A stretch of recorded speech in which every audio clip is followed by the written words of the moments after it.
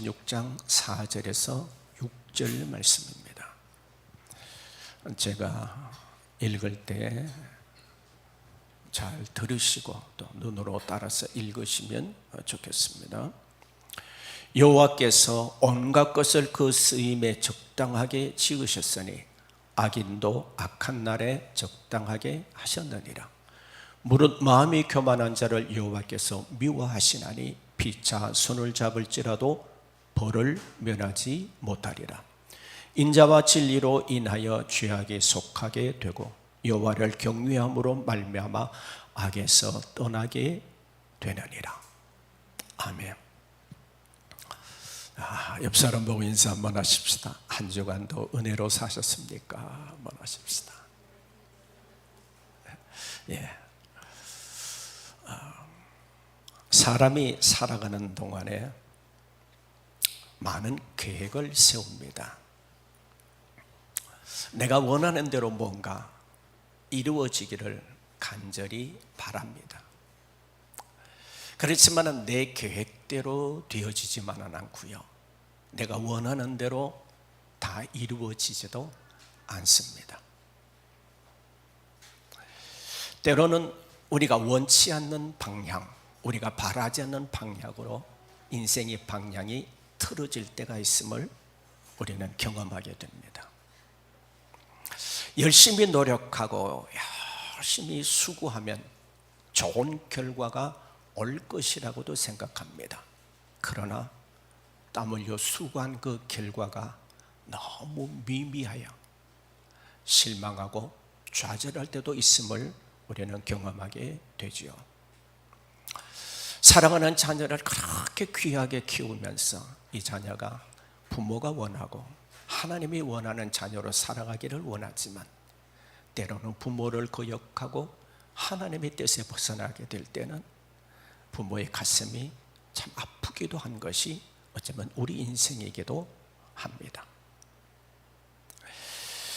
오늘 이 본문 말씀은 우리들에게 중요한 교훈을 던져주고 있습니다. 3절 말씀에 보면 이렇게 말씀하고 있어요. 오늘 본문에 여러분 성경을 펼쳤다면 한번 보시면 3절이 이렇게 말씀합니다. 너의 행사를 여호와께 맡겨라. 그러면 내가 경영하는 것을 이루리라. 내가 다 맡겨라. 그런데 우리는 이 땅에 살아가는 동안 하나님 앞에 맡기기보다도 내가 뭔가 해서 이루려고 할 때가 참 많다는 것이죠. 그래서 오늘 본문 말씀을 통해서 4절, 5절, 6절을 통하여 세 가지 말씀을 통해서 은혜를 나누고자 합니다. 첫 번째는 하나님이 모든 것을 쓰임에 적당하게 하셨다는 것이죠. 하나님이 쓰시기에 적당하게 만들었다. 우리가 이 땅에 살아가는 동안에 우리의 생활품을 보더라도요, 적당하게 만들어내요. 제가 이 시간에도 마이크를 쓰고 있습니다. 이 마이크도 적당하게 사용되고 있죠. 거기에 합당하게 사용되어지는 것이죠. 여러분이 앉아있는 그 의자도 잘 만들었기 때문에 여러분이 편안하게 앉아서 하나님의 말씀을 들을 수도 있는 것이죠. 이 세상의 모든 것들이 적당하게 만들어지고 있지만 그러나 오늘 본문 말씀 속에서 말씀하는 그 의미는 조금 다릅니다. 4절 말씀에 보면 이렇게 말씀하고 있죠. 여호와께서 온갖 것을 그 쓰임에 적당하게 지으셨으니 악인도 악한 날에 적당하게 하셨느니라. 여러분이 가진 성경을 보면 적당이라는 단어가 2번 들어가지만 이 적당이라는 단어가 달라요. 원어적인 의미로 보게 되면 아마네라는 단어가 먼저 쓰인 적당이라는 단어고요, 나중에 적당이라는 단어는 요미라는 단어로 그날, 날에 대해서 말하고 있어요. 그렇다면 오늘 이 본문 속에서 적당하게 하셨다는 이 말씀의 의미는 뭐냐? 이 적당이라는 이 단어는 하나님의 목적에 대한 응답이라는 의미가 포함되어져 있어요. 다시 말하면 하나님께서 온 우주 만물, 천하 만물을 다 창조하신 것이 하나님의 목적에 맞았다는 것이죠. 그래서 하나님께서 첫째 날, 둘째 날, 셋째 날, 넷째 날 이렇게 하나님이 천지를 창조하시면서 이렇게 말씀하셨어요.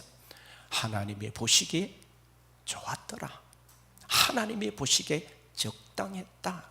하나님이 보시기에 합당했다. 하나님이 원하시는 목적대로 이 전체가 움직이고 있다. 그런 의미일 것입니다. 저는 이사야서를 읽으면서 보니까 또 그런 말씀도 나오더라. 하나님은 하늘을 지으셨고 땅을 만드셨다. 동식물을 만드신 것도 하나님이시고 산과 들을 지으신 이도 하나님이시고 물속에 바닷속에 오족을 만드신 분도 하나님이시라는 거죠. 그리고 마지막 날 6일째 하나님께서 사람을 지으시는데 하나님의 형상대로 지으셨다. 그렇게 말씀합니다. 하나님의 형상대로 지으셨다. 그래서 하나님의 형상을 닮은 우리들에게는 지와 정과 의지가 있습니다. 지식이 있고 감동도 있고 어떤 의지적인 결단도 할 수 있도록 우리에게 허락해 주신 것이죠. 그러면 하나님께서 이 창조하신 목적이 뭐냐? 하나님이 온천한 만물을 창조하시고 사람을 창조하신 목적이 뭐냐는 거죠.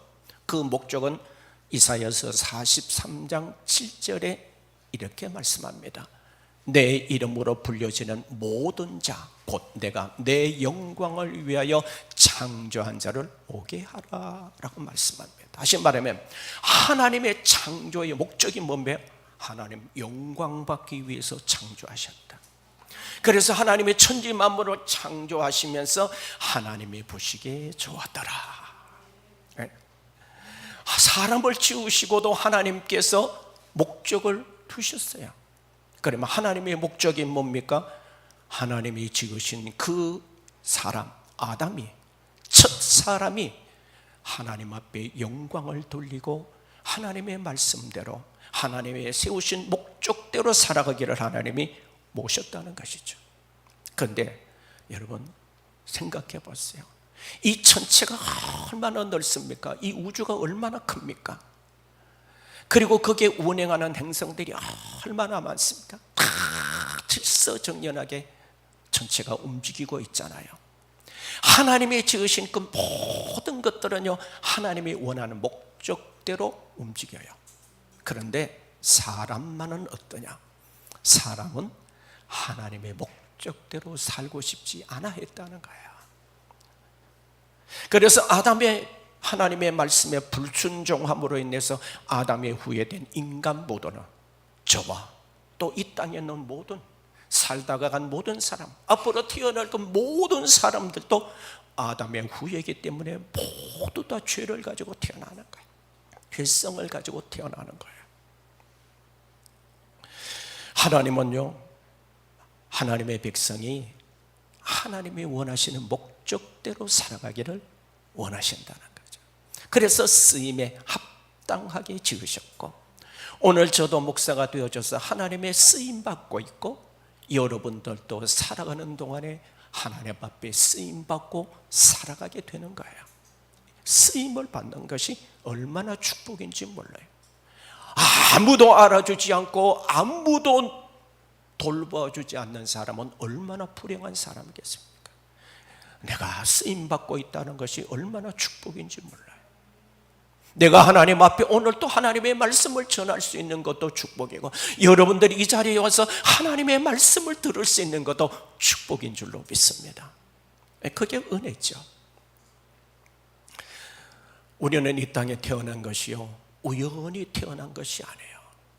그냥 부모가 사랑해서 태어난 종족 번성으로 태어난 것이 아니라 생명 하나에게는 하나님이 그 생명을 주셨다는 거예요.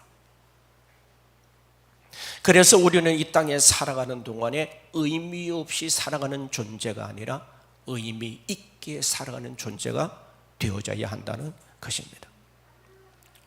그러나 우리가 인생을 살다 보면요 좋은 일도 있고 슬픈 일도 있어요. 때로는 행복한 일도 있지만 우리 인생에 공고한 일, 어려운 일들이 찾아오게 되죠. 솔로몬은요, 하나님이 주신 그 지혜를 가지고 살다가 삶이란 이런 것인구나 하는 것을 경험하게 되어졌어요. 그래서 전도서에 이렇게 남기고 있습니다. 전도서 7장 14절을 보면, 형통한 날에는 기뻐하고 공고한 날에는 되돌아보아라. 이 두 가지를 하나님이 병행하게 하사 사람이 장래일을 능히 헤아려 알지 못하게 하셨느니라. 잠언 27장에서 내일 일을 자랑하지 말라. 한날에 무슨 일이 있을지 알지 못함이니라 라고 성경은 우리에게 말씀해 주고 있습니다. 자, 그런데 오늘 이 두 가지 말씀 보면요, 형통한 날에는 기뻐하라는 말씀의 의미는 뭘까요? 우리 인생에 아무 일 없고 안정된 일이 있을 때, 평안할 때 그걸 누리고 살아라는 거예요. 오늘 내 인생 속에 주시는 그 은혜가 있지만, 평안한 일이 있지만은 또 내일에 대한 미래적 염려나 걱정 때문에 그 형통한 날을 기뻐하지 못하고 살아가는 것도 불행이라는 거예요. 그래서 좋은 일이 있을 때는 그냥 그걸 마음껏 누리라는 거예요. 인사 한번 합시다. 좋은 일이 있을 때 누리고 삽시다. 네, 누리고 살아야 돼. 그러면 공고한 날이 우리 인생에 찾아왔을 때는 어떻게 해야 되느냐? 되돌아보아라. 되돌아보아라. 뭐 뒤를 돌아보라는 거죠. 과거를 돌아보라는 거죠. 무슨 의미겠습니까? 첫째로는 내가 하나님 앞에 어떻게 살아가고 있는지를 돌아보라는 거죠. 내가 어떻게 살고 있는가를 돌아보라는 거죠. 내가 하나님 앞에 혹시나 걸리는 것은 없는가, 내가 하나님의 보시기에 기뻐하지 못한 일은 없었는가, 내 자신을 되돌아보게 되는 것이죠. 저도 늘 하나님 앞에 기도할 때가 되면요, 지난 날을 되돌아봅니다. 지난 날을 되돌아보면 잘한 것도 있었지만 잘못한 것도 많이 있음을 느껴요. 그래서 하나님 앞에 늘 회개의 기도를 드릴 수밖에 없는 제 모습을 바라보게 됩니다. 두 번째로 우리가 생각이 될 것은 하나님뿐만 아니라 사람과의 관계 속에서도 우리가 되돌아봐야 될 부분이 있어요. 부부의 관계든 부모와 자녀와의 관계든 내 이웃과의 관계든 불편한 관계 속에서 내가 살고 있다면 내가 공고한 날에 되돌아보면서 그걸 풀고 살아가는 삶이 되어져야 한다는 것이죠. 그리고 하나님 앞에 잘못된 것은 회개하게 될 때 우리 영혼이 하나님 앞에 정결하게 되는 것입니다.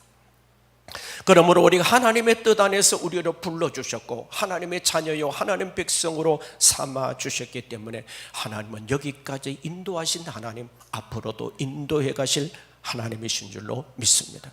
그럼 하나님이 내게 뭘 원하신 것일까? 하나님이 나를 이 땅에 생명 주셨으니까 하나님의 나를 통해 어떻게 영광 받기를 원하시며 하나님의 쓰시기에 합당할 수 있는가를 되돌아보게 되죠. 오늘도 우리 보니까 우리 한주영 집사가 반주하기 전에 참 눈을 감고 하나님 앞에 기도하는 모습이 이쁘게 보여지더라고요. 안 보는 것 같지만 다 봐요. 여러분들 행동 하나 다 지켜보는 거야. 어떻게 하는지. 이 목사도 여러분들을 지켜본다면 하나님은 어떻게 보시겠어요? 우리의 24시간을 다 하나님은 지켜보고 계시는 거예요. 우리는 내일 일을 알지 못하지만요, 하나님은요 우리에게 생명 주신 그 순간부터 생명이 끝나 하나님 나라 가는 순간까지, 저 영혼은 하나님의 나라까지 하나님은 다 알고 계심을 믿으시기를 바라요. 우리는 내일 일을 알지 못하기 때문에 오늘 어떤 계획을 세웁니다. 그런데 오늘 계획, 내일 이렇게 하겠다고 계획 세웠는데 그 계획대로 되지 않을 때가 얼마나 많아요. 여러분 다 되던가요? 그걸 느끼면서 모든 것을 하나님 앞에 맡기고 하는 것이 중요하겠구나. 내가 계획했지만 내 계획대로 되지 않으니까 하나님이 선하게 인도해 주실 줄로 믿는 믿음으로 바라보게 되는 것이죠. 하나님께서는 때로 우리가요, 참 하나님이 우리에게 얼마나 우리들을 그냥 사랑하시기 때문에 그냥 허용해 주실 때가 있어요. 우리가 때로는 잘못하게 될 때 이놈아 그렇게 하면 안 되지. 사랑하는 아들아 그렇게 하면 안 돼. 사랑하는 딸아 이렇게 하면 안 돼라고 하나님이 그때마다 말씀해 주시면 참 좋겠는데 하나님께서 일일이 말씀해 주시지 않아요. 엄마 아버지가 자식에게 뭔가 잘못하게 되면 따라다니면서 잔소리 하잖아요. 하나님이 그렇게 잔소리 하신다면 우리가 살아갈 수 있겠어요? 그렇죠? 그런데 하나님은요 우리가 좀 다른 길을 가도 하나님이요 묵묵히 지켜보실 때가 있다는 거예요. 일일이 간섭하지 않는 것도 어쩌면 은혜인 거예요. 여러분 탕자 이야기를 너무나 잘 아시죠? 주님이 친히 하신 말씀이니까. 탕자는요 아버지 집에 두 아들이 있었는데 둘째 아들로 태어났어. 아버지 앞에 어리광 부리며 사랑스럽게 살아왔어요. 그러다가 이제 좀 머리가 커지게 되니까 아버지 잔소리 듣기 싫은 거야. 자유롭게 싶은 거야. 그래서 아버지에게 얼토당토하는 말을 합니다. 아버지 내 재산 물려주세요. 원래는요 이스라엘의 역사 속에서는요 그때 고대 사회에서는요 절대로 아버지가 살아계시는 동안 재산 안 물려줘요. 그게 법이에요. 안 물려줘요. 그런데 이 아들은요 얼토당토하는 말을 하는 거예요. 아버지 내 재산 물려달라는 거예요. 살아계시는 아버지 앞에 재산 달라는 거예요. 그 아버지가 어떻게 합니까? 때를 쓰고 저러니까요 재산 물려줬더니 그거 팔아가지고 먼 길로 가서 허랑방탕하게 살아요. 아버지를 잊어버린 거예요. 아버지를 떠나는 순간 아버지를 잊어버렸어요. 그런데 허랑방탕하는 것도 가진 돈도 한계가 있잖아요. 허랑방탕하다 물쓰던 돈을 써버리고 나니까요 이제 돈 다 써버리게 된 거예요. 돈이 있을 때는 친구도 많고 여자도 따르더니 돈이 없어지니까 다 자기에 가까웠던 사람 다 떠나버린 거예요. 그런데 그때요 IMF가 거기에 터졌어. 직장이라도 얻어서 남의 집에 가서 돼지 우리에 들어가서 돼지 치면서라도 돈을 벌려고 했지만 사람은 써주지를 않는 거예요. 너무 어려우니까. 돼지가 먹는 쥐음 열매로도 배를 채울 수가 없어서 쪼그리고 앉아서 자기 자신을 되돌아봅니다. 처량한 자기 모습을 되돌아봅니다. 공고함이 닥쳐왔을 때, 어려움이 닥쳐왔을 때, 인생에 아무런 것도 의지할 수 없는 혼자라는 것을 깨닫게 되어졌을 때 자기 자신을 되돌아보게 된 거예요. 그렇구나. 내 아버지 집은 풍족한데, 내 아버지 집에는 먹을 것이 많은데 나는 이렇게 쫄쫄 굶고 거지꼴이 되어졌어. 나는 이제 어떻게 해야 되느냐? 그래도 내가 살려면 다른 길이 없다. 아버지 품으로 돌아가는 것밖에 없지. 내가 아버지께 죄를 지었고 아버지의 뜻을 거스렸지만 그래도 내가 사는 길은 아버지께 돌아가는 길이라. 이제는 나를 아들로 여기지 말고 종으로 여겨주십시오 하고 가장 싹싹 빌고 머리 조아리고 아버지 앞에 돌아가야 되겠다. 돌아가는 그 길에 통구 밖에 나오신 아버지가 끌어안고 품어줍니다. 아버지, 저를 아들로 여기지 마세요. 저 종으로 여겨주세요. 일꾼으로 써주세요. 아버지는 거기에 대해 답을 하지 않으세요. 손에 가락지를 끼우고 목욕을 시켜주시고 잔치를 벌려주시고 모든 것을 다 주셨어요. 한마디도 야단치지 않으셨어요. 이것이 하나님의 사랑이라는 거죠. 우리가 이 땅에 살아가는 동안의 신앙생활에서 하나님의 사랑을 깨닫고 살아간다고 하는 것이 얼마나 축복된지 몰라요. 자녀가요 부모의 사랑을 알면 절대 불효하지 않습니다. 그런데요 부모의 사랑을 알면 부모에게 효도하게 되어져 있어요. 왜 아직 내 자녀들이 부모에 효도하지 못하고 있는가? 그렇다면 아직까지 부모의 사랑을 모르기 때문에 그런 거예요. 사랑하는 여러분, 우리는 하나님의 사랑의 대상자입니다. 사랑받게 태어나다고 부르는 그 복음송이, 그것이 하나님이 나를 향한 사랑의 언어일 수 있다는 거죠. 같이 한번 해보실까요? 나는 하나님의 사랑의 대상자입니다. 아멘. 사랑이 뭡니까? 당자가 돌아올 때까지 기다려주신 사랑, 돌아왔을 때는 말없이 품어주는 사랑, 아버지의 사랑은 변치 않는 사랑이었다는 거예요. 우리는 순간순간 변하지만 하나님은 우리를 사랑하세요. 때론 우리가 넘어지기도 하고 쓰러지기도 하고 하나님의 뜻을 거스르기도 하고 불순종하기도 해요. 그래도 하나님은 여전히 우리를 사랑하고 계신다는 거죠. 오늘도 그 사랑 때문에 오늘 우리가 이 자리에 나온 줄로 믿습니다. 인생은 내 뜻대로 되는 것은 아니다. 그렇다면 성경 속에 나타난 요셉이라는 사람이 요셉의 뜻대로 살았을까요? 요셉 뜻대로 살지 않았어요. 요셉은 11번째 아들로 태어나서요, 아버지의 특별한 사랑을 받습니다. 요셉은 그 아버지의 사랑을 받으면서요, 평생 행복하게 살 줄 알았을 거예요. 그래서 철없을 때는 어떻게 아버지가 왕정들만 입는 옷을 입히고 특별하게 그 요셉을 사랑했어요. 그러니까 위로 10명이 있는 형들이요, 요셉이 꼴보기 싫은 거예요. 미워 죽겠는 거예요. 왜? 아버지의 사랑을 독차지하고 있거든요. 그런데요, 이 요셉이 아직은 철이 없어서 어떻게 한지 아세요? 아버지한테 고자질 했어요. 형들이 잘못한 것을 고자질 했어요. 미운 털이 더 박히게 되어지죠. 그런데 내가 어느 날 꿈을 꾸고 나서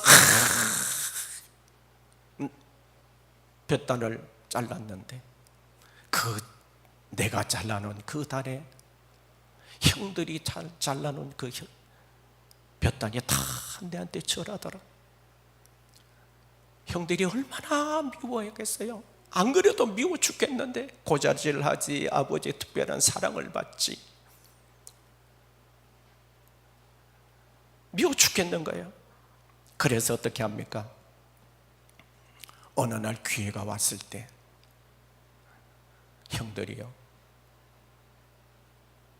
요셉이 가까이 오자 죽이자고 모의합니다. 죽여버리자고.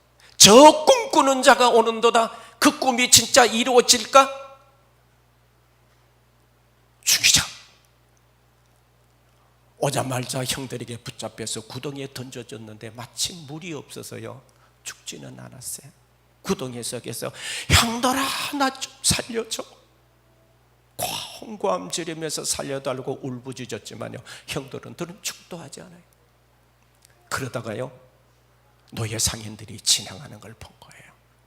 야, 그래도 밉지만 죽일 수 없잖아. 그러니까 팔아먹자. 노예값 받고 팔아버렸어요. 요셉의 인생은요, 자신이 원하는 대로 되지 않았어요. 아버지의 사랑만 받고 행복한 삶만이 될 줄로 알았는데 형들의 미움을 받아 구덩이에 던져졌다가 죽을 위기를 겪고 노예로 팔아줘서 착고에 치여서 10편 105편 보면 착고에 치여서 애국까지 그냥 끌려간 거예요. 노예가 된 거예요. 인생 막장으로 내려간 것입니다. 이런 상황 속에서 요셉은 어떻게 합니까? 그래도 하나님을 바라보고 하나님을 의지하고, 그리고 하나님은 그와 함께 해주셨어요. 그런데 하나님이 그를 훈련시키신 후에 어떻게 하십니까? 악한 자들을 통해서 어려운 일을 겪지만 하나님은 그걸 선으로 바꾸고 가시더라는 거예요.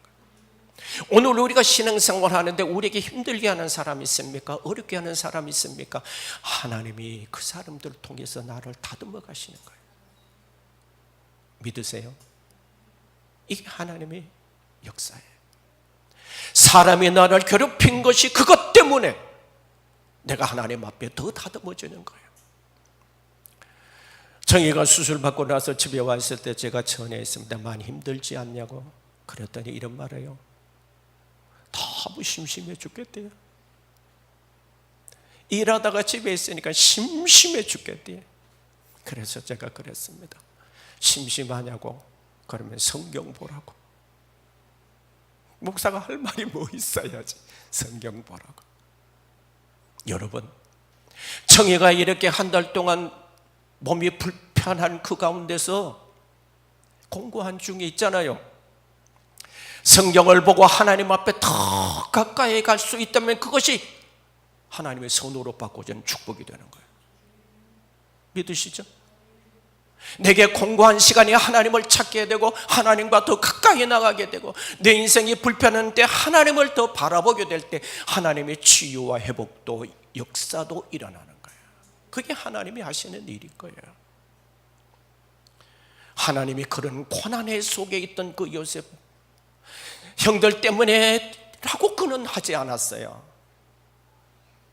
그는 주어진 상황 속에서 최선을 다하며 하나님 바라봤어요. 하나님이 때가 되니까 그를 뭘로 세우셨습니까? 이집트의 총리가 되게 하신 거예요. 그리고 기근을 다 평정하게 되죠. 기근이 찾아왔을 때요, 애굽에는 양식이 풍족해졌어요. 요셉이 하나님의 은혜로 나라를 잘 다스린 거예요. 하나님이 약속하시는 가나안 땅에도 기근이 들자 형들이요 양식 구하러 왔어요. 그리고 창세기 50장 말씀에 요셉이 이렇게 고백합니다. 50장 10절을 봅니다. 당신들은 나를 헤아려 하였으나 하나님은 그것을 선으로 바꾸사 오늘과 같이 많은 백성의 생명을 구원하게 하셨습니다. 그때는 몰랐어요. 우리가 공고할 때, 힘들 때, 어려울 때는 가장 불평하고 원망하시기 쉽잖아요. 하나님 내게 왜 이런 고통을 줘요? 왜 이리 아픔을 줘요? 왜 이렇게 눈물 나게 해요? 왜 이리 오해받게 해요? 그 어려운 시련이 찾아올 때는 우리가 너무 힘들잖아요. 그런데요, 하나님은 어떤 분이세요? 선으로 바꾸실 때가 온다는 거예요. 선으로 바꾸실. 그리고 하나님의 구원 역사를 우리를 통하여 나타나게 하는 거예요. 요셉이 그런 고난과 시련이 없었다면 자기 가족 친족 70명을 구원하는 구원자가 될 수는 없었던 거죠. 그래서 희생을 통하여 역사가 일어나요. 복음이 증거되는 역사도 똑같습니다. 순교의 피가 흘려져야만 복음이 증거되어져요. 대동강변에 순교자의 피가 있었고 이 땅에 많은 순교자들이 있었기에 오늘 이 한국교회가 있을 수 있는 거예요. 희생이 없이는요 열매가 없어요. 심은 것이 없어는 거둬줄 수가 없는 것이죠. 사랑하는 여러분, 그러므로요 오늘 내 뜻대로 안 되고 내가 원하는 되지 않았다 할지라도 하나님이 나를 향한 목적대로 이끌어 가심을 믿는 것이 4절의 말씀 내용입니다. 오늘 이 은혜가 여러분이 함께 하기를 주님의 이름으로 축복합니다. 성경 말씀 마태복음 10장 29절에는 이렇게 말씀합니다. 참새 2마리가 한 앗사론에 팔리지 않느냐? 그러나 너희 아버지께서 허락하지 아니하시면 그 하나도 땅에 떨어지지 아니하니라. 참새 2마리가 한 앗사론, 그렇게 팔리는 것도요 하나님이 허용안이 있다는 거, 허락이 있다는 거죠.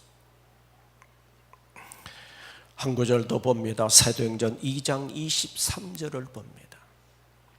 같이 읽겠습니다. 이게 중요한 말씀이네. 같이 읽습니다. 그가 하나님께서 정하신 뜻과 미리 하신 대로 내준 바 되었거늘 너희가 법 없는 자들의 손을 빌려 못 박아 죽였으나. 자, 여기에서 두 뜻이 나타나겠죠. 그가 누구예요? 예수님이시죠. 예수님을 하나님께서 정하신 뜻과 미리 아신 대로 어디에 내어줬어요? 십자가에 내어준 거예요. 예수님이 십자가에 죽으시도록 하나님이 내어준 거예요. 그리고 예수님은 아버지의 뜻을 따라서 그 길로 간 거죠. 그런데 어떻게 해요? 법 없는 자들, 바리새인 서기관들, 예수님을 미워했던 자들이 법을 뛰어넘어서 예수님을 죽게 내어준 것 같지만 그것은 아니라는 얘기예요. 네. 내막은 뭐예요? 하나님의 뜻이 있어서 되어진 거예요. 예수님의 죄인으로 죽으시는 것 같지만은 아니라는 거죠. 하나님의 뜻이 그 안에 있었다는 거죠. 하나님의 허용 안에 있었다는 거죠. 그러면 어떻게 되느냐? 아까 날에 대해서 적당하게 하셨다는 날이 그날이라는 뜻이죠. 다시 말하면 하나님의 심판의 날이 임하게 될 거다. 그래서 예수님께서 하늘로 올라가시면서 말씀하신 게 있잖아요. 나를 찌든 자들도 보게 될 것이다. 예수님이 이 땅에 다시 부활의 주님으로 오시게 될 때 예수님을 찌른 자들도 볼 것이고 채찍막 때린 자들도 보게 될 것이고, 그래서 우리 주님, 다시 오실 주님을 보여주고 계시는 거죠. 그렇다면 우리가 하나님 앞에 이렇게 쓰임 받으려면 어떻게 해야 되느냐? 5절과 6절을 통해서 나누고자 합니다. 5절 봅니다. 무릇 마음이 교만한 자를 여호와께서 미워하시나니 피차 손을 잡을지라도 별을 면하지 못하리라. 자, 하나님 앞에 쓰임을 받으려면요, 겸손해야 된다는 거예요. 낮아져야 한다는 거죠. 그래서 악인을 뭘로 표현합니까? 악인을 교만한 자라고 하는 거예요. 악인을 교만한 자라고 하는 거예요. 이 교만함은 어떻습니까? 교만한 자는요, 하나님의 주권, 창조주 하나님을 인정하지 않습니다. 교만한 사람은 하나님을 인정하지 않을 뿐만 아니라 사람도 무시합니다. 자기가 좀 더 가졌다고, 좀 더 부유하다고, 좀 더 권력이 있다고 없는 자를 착취하고 짓밟으려고 하는 것이 교만인 것이죠. 하나님 앞에, 사람 앞에 교만한 자는요, 버림받는 거예요. 하나님의 벌을, 심판을 받을 수밖에 없다는 거죠. 그래서 이 성경 말씀에 잘 보시면요, 하나님의 미워하시는 것이 있다고 그랬어요. 미워하신다, 이 말의 의미는 지독하게 혐오하고 가증히 여기는 것이라는 뜻이에요. 그러면 이 단어는 어디서 사용했느냐?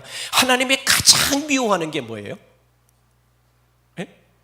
하나님이 가장 미워하는 게 뭐예요? 우상숭배.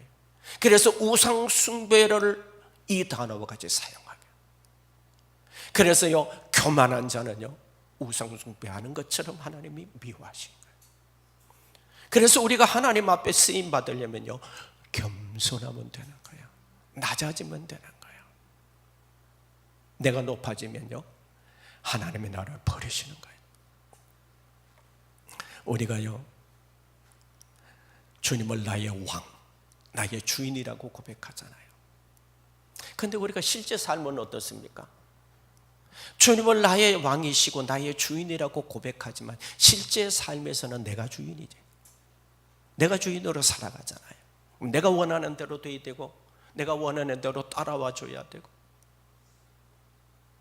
어디 가서 같이 가족들이 음식을 먹을 때도 내가 원하는 걸 시키고 싶고, 그게 교만이죠. 자기가 주인이죠. 그래서 내가 하나님 앞에 죄를 짓는다, 뭐 거짓말하는 거, 미워하는 거, 용서하지 못하는 거, 이걸 죄라고, 물론 죄지요. 그러나요, 진짜 죄의 뿌리 깊은 거는 뭔가 하면 교만인 거예요. 교만이 죄의 깊은 뿌리란 거예요. 왜? 아담이요, 왜 그랬을까요? 아담이 왜 하나님이 하지 말란 걸 했을까요? 하나님의 법을 어겼을까요? 그것은요, 내가 주인 되고 싶었기 때문에 그런 거예요. 내가 하나님처럼 되고 싶었기 때문에 그런 거거든요. 그래서 하나님의 쓰시기에 합당하려면 겸손하면 되는 거예요. 마지막으로 드리고 싶은 말씀, 하나님을 경외하는 사람은 하나님 앞에 쓰임받습니다. 6절 봅니다. 같이 볼까요? 인자와 진리로 인하여 죄악에 속하게 되고 여호와를 경외함으로 말미암아 악에서 떠나게 되느니라.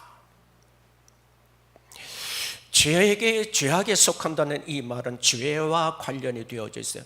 죄를 감싸는 것 또는 용서한다는, 속죄한다는, 자유함을 얻는다는 여러 뜻이 있습니다. 그때마다 사용이 다르게 사용되죠. 그러면 진정한 용서, 죄에 속하는 어디에 있습니까? 사람이 사람을 용서하는 것도 좋은 것이지만 진짜 진정한 죄를 속하는 것은 그리스도를 통해서만 용서받는 줄로 믿습니다. 그리스도의 십자가가 아니면 우리는 하나님 앞에 나아갈 수 없어요. 그리스도의 십자가의 구속의 역사가 있기 때문에 우리는 하나님 앞에 용서받은 하나님의 의로운 백성으로 살아갈 수 있게 되는 것이죠. 그러면 이 성경 속에서요, 제가 이 빨간 걸로 띄워놓은 것은 경외와 악의 무슨 관계가 있는가? 진실로 하나님을 경외하는 사람은 악에서 떠나게 된다는 거예요. 진실로. 자, 성경 구절 봅니다. 출애굽기 20장 20절 보겠습니다. 모세가 백성에게 이르되 두려워하지 말라. 하나님이 임하시면 너희를 시험하고 너희로 경외하여 범죄하지 않게 하려 하심이라. 자, 이 뜻을 연결시켜 보세요. 하나님을 진짜 경외하는 사람은 누구를 두려워해요? 사람을 두려워하는 것이 아니라 하나님을 두려워해요. 하나님을 두려워하기 때문에 뭘 짓지 않아요? 죄를 짓지 않게 되는 거예요. 연결이 되죠? 진짜 하나님을 내 인생의 주인으로 모시고 그분만이 나의 왕이시고 그분만이 나의 모든 것임을 고백하는 사람은 그분을 두려워해요. 하나님의 사랑의 하나님이라만 생각하지 않아요. 옛날에 이런 말이 있습니다. 자녀를 귀여워하면, 손자를 귀여워하게 되면 상투 잡는다고 그랬어요. 할아버지 상투 잡는다고 그랬어요. 버릇이 없어요. 이 머리 이게 상투 이렇게 올리잖아요. 결혼하는 사람 상투 올리잖아요. 근데 버릇 없으면요, 할아버지 막 잡잖아요. 근데 좀 잘하는데도 버릇이 없으니까 그런 거죠. 아직 우리 수빈은 아직 몰라가지고 내 머리 쓰다듬어요. 괜찮아요. 아직 모르니까. 가끔 그래요. 내 머리 쓰다듬는 건 너밖에 없다. 아무도 내 머리 쓰다듬지 않아. 사랑하는 여러분, 하나님을 경외하면 하나님을 두려워해요. 하나님이 두려워지면 죄를 지을 수가 없는 거예요. 하나님이 뭐 용서해 주시니까 또 죄를 짓고 또 짓지 뭐 이렇게 하지 않아요. 그래서 성경에는요, 시인은 하나님 앞에 이렇게 기도해요. 하나님, 고범죄를 짓지 않게 해주세요. 지나간 죄를 다시 짓지 않게 해주세요 라고 기도해요.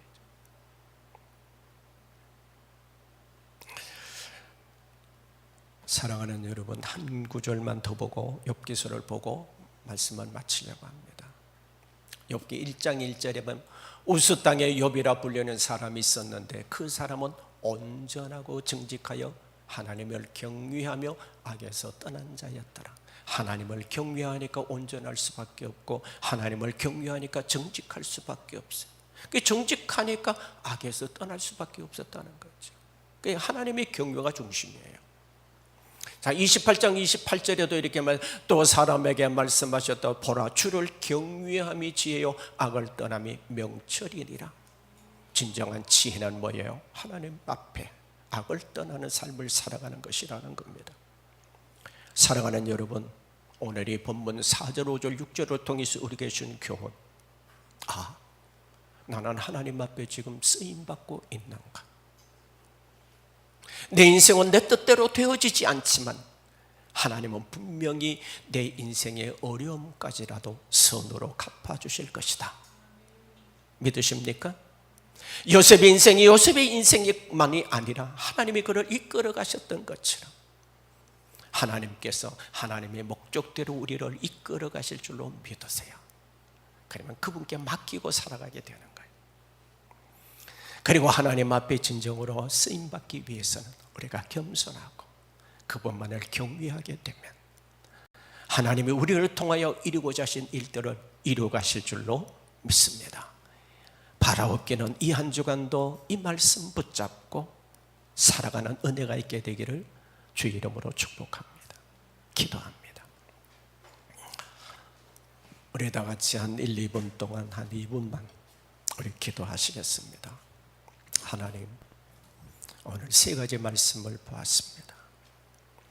하나님은 온 천하 만물도 다 하나님의 쓰시기에 합당하도록, 쓰임에 합당하도록 온 우주도 창조하셨습니다. 오늘 하나님, 내가 하나님 앞에 쓰임받고 하나님의 이끌림을 받아 살아가는 존재가 되게 해주십시오. 그러기 위해서는 내가 하나님 앞에 겸손하고 하나님만을 경외하여 악에서 떠나는 삶을 살아가는 저희들이 되도록 인도해 달라고 간절한 마음으로 우리 잠시 기도하고 마무리하고